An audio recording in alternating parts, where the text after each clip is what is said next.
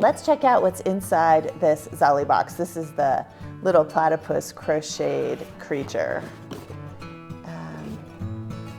So it looks like right off the bat here we've got a yarn needle and a stitch marker.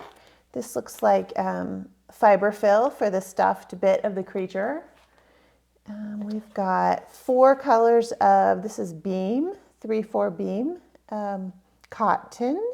So that's natural, and it looks like there's blush, jade, and licorice to make this little dude. There's also a crochet hook in here, which is a 4mm hook. And this is the pattern for the duck. So this is what you'd expect in any kind of crochet or other pattern, all the step-by-step of what you're gonna do. And then this little booklet is very cool. I like that it is small, so it fits in my project bag easily. I also like that it has such cute photos.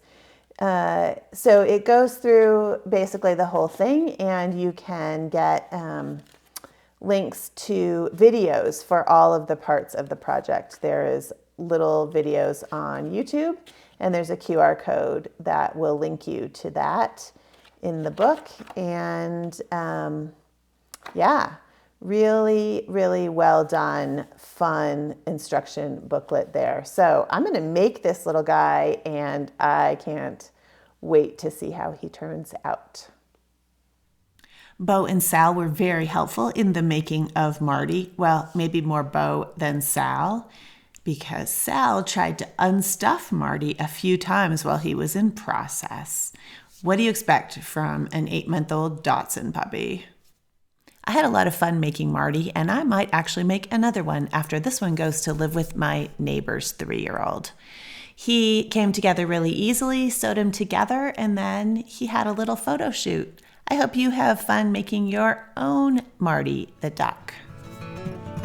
I'm just wondering if Marty will get along with the chickens.